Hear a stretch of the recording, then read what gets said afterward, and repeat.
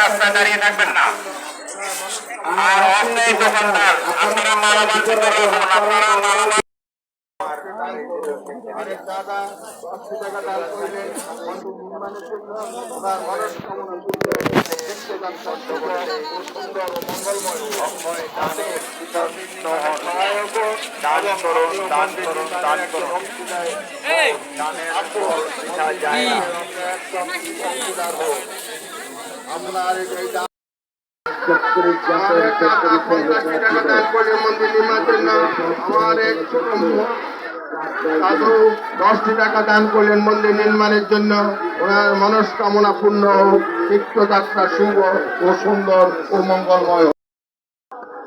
হিন্দু চতুর্দশী উপলক্ষে আগত সকল ধর্মপ্রাণ তীর্থযাত্রীদের জানাই শুভ প্রণাম, শুভ প্রণাম, শুভ প্রণাম।